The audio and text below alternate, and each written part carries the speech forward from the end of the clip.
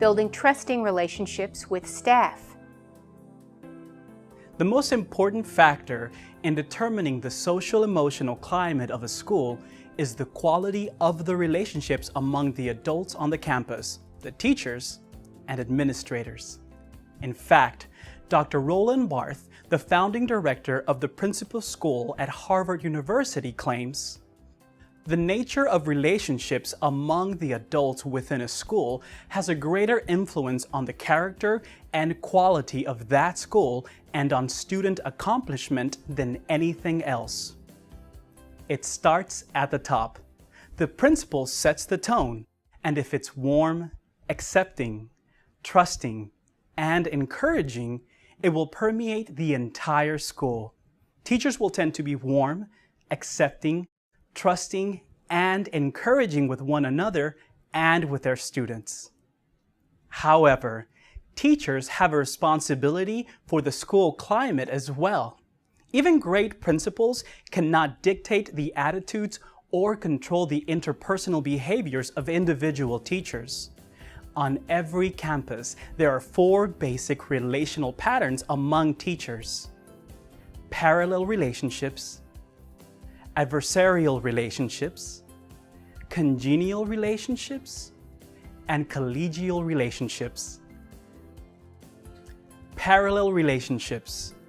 When teachers function alongside but independently of one another, they have what is called a parallel relationship. It is analogous to the parallel play of 2- and 3-year-olds who are busily working on opposite corners of a sandbox, one with a rake and the other with a shovel and bucket. They do not share tools or collaborate to build a sandcastle. Although in close proximity to each other, they work in isolation. Barthes says, "The abiding signature of parallel play in education is the self-contained classroom with the door shut and a piece of artwork covering the little pane of glass." Parallel relationships isolate teachers from one another and allow them to avoid interaction with colleagues. Interaction that could result in their examining and improving each other's instructional practices. Adversarial relationships. Adversarial relationships can assume a variety of forms. One is blatant antagonism. The world history teacher tosses a metaphorical hand grenade into the classroom of the geography teacher across the hall, telling the parents, "Make sure your child doesn't end up in that classroom. All they do is play around with maps." The unfriendly fire is returned by the geography teacher. Unless your child enjoys sitting all period, memorizing dates, you don't want your child in that classroom. It's no wonder that so many teachers favor the parallel model, thereby avoiding conflict with other teachers they think are caustic or annoying. Usually, however, adversarial behaviors between teachers are more subtle. They employ withholding tactics. A typical school is a goldmine of practical insights regarding teaching practices, dealing with things like curriculum, professional development, discipline, and child development. Unfortunately, many teachers see themselves in competition and withhold information from one another. If a teacher does muster up the courage to say, "I've got an idea that we may want to try in getting parents more involved here at school," a common response from fellow teachers is, "There she goes again, trying to suck up to administration." Too often, educators take pleasure in the failures of their peers rather than cheering for their success. The notion that I can look good by making others look bad is devastating to teacher morale, and it robs a school of valuable craft knowledge that, if shared, would make all teachers look better. Congenial relationships. The good news is that schools have many positive, congenial, interactive adult relationships too. A great deal of it commonly centers around food. A teacher will bring snacks to share in the teacher's lounge, or a teacher might make coffee and pour it for a colleague. Congeniality, plain and simple, means being nice. It's a teacher giving another teacher a ride home from school when the latter's car is in the garage. While it may sometimes seem a bit superficial, congeniality is important. It's what makes people look forward to going to work. When the alarm rings at 6 a.m., the willingness to jump out of bed and prepare for school is directly related to the quality of the adult interactions a teacher expects to encounter there.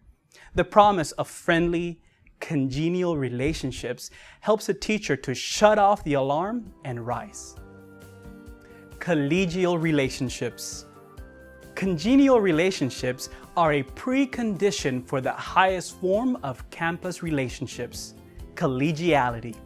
Collegiality is demonstrated when teachers talk about classroom practices, share their craft knowledge, and root for one another's success. As Mark Twain purportedly has said, collegiality is when the fish help each other stay away from the hook. Great schools are ones who have replaced parallel and adversarial relationships among teachers with congenial and collegial relationships. Relationship killers. In order to establish a positive social-emotional climate at school, every teacher has a responsibility to observe the following 5 rules. Do not undermine another teacher's effectiveness by saying negative things about him or his teaching to a colleague, a student, or a parent. Those statements will not make them think any higher of you, and your words are almost guaranteed to eventually be repeated to that teacher. Do not discuss faculty decisions or school policy in the faculty lounge or in the school parking lot. Confine those discussions to faculty or department meetings where the items can be openly discussed by all faculty members. Do not join a clique. Cliques are a normal part of any social situation. If invited to join one or to enter into a clique's negative discussion, try to stay neutral. It is important not to get drawn into internal campus disputes. Do not start, spread, or discuss gossip and hearsay. Whether the topic is your fellow teachers, students, or parents, do not engage in the conversation. If you gain a reputation of being a gossip, no one will trust you with important or confidential information. Do not allow yourself to be isolated on a regular basis. Even if you have a self-contained classroom, take advantage of opportunities to gather with colleagues. If there are school social events for school staff, make it a point to attend. Creating a culture of collegiality. Teachers in good schools work at building collegial relationships with their colleagues. So, we just discussed 5 do nots. Now let's talk about 5 principles that you do want to follow.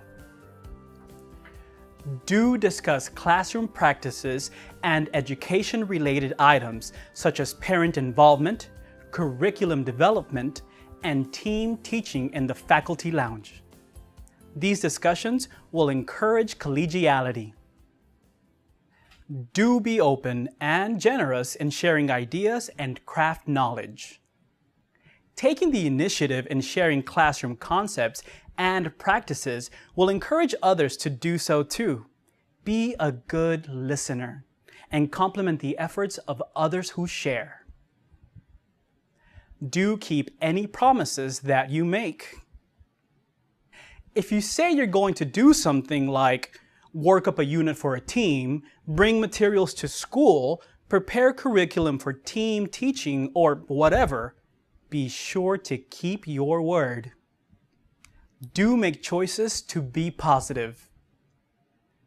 Attitudes are self-fulfilling prophecies.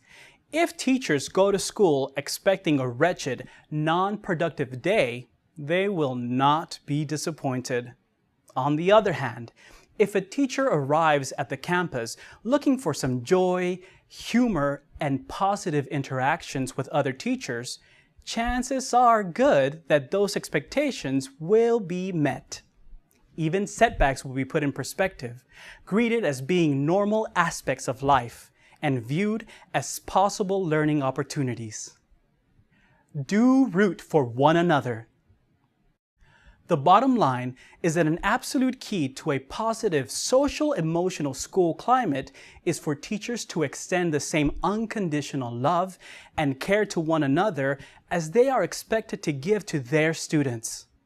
This means looking beyond the frailties and eccentricities and honoring the personhood of each and every colleague.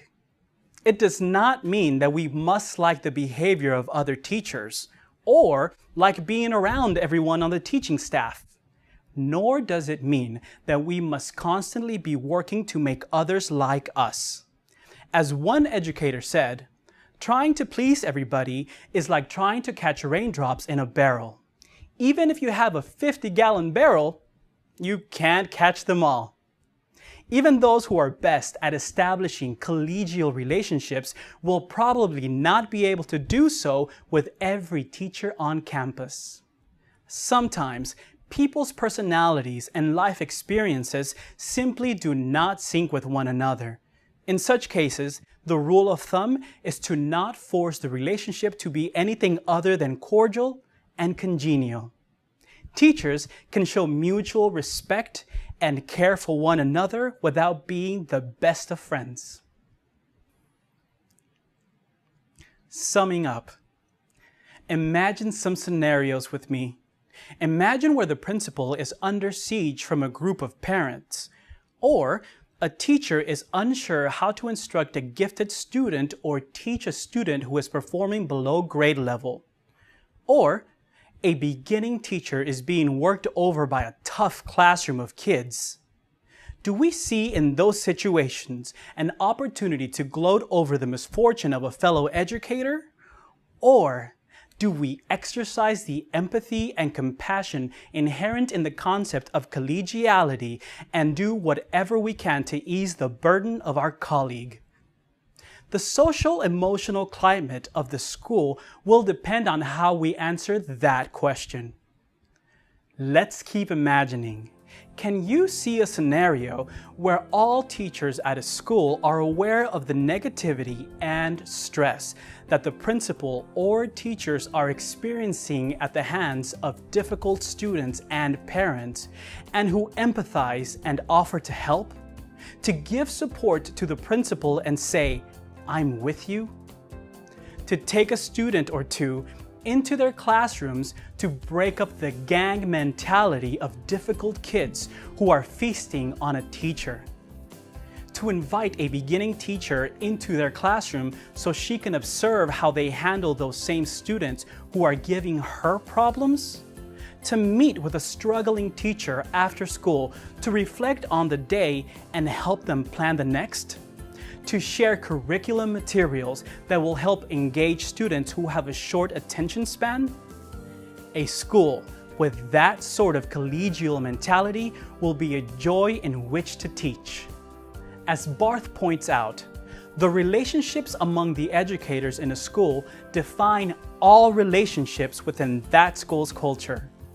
Imagine a school in which colleagues put relevant articles in your mailbox, where other teachers share effective practices from other schools in which they have worked, where everyone on the faculty regularly asks how things are going and what they can do to help.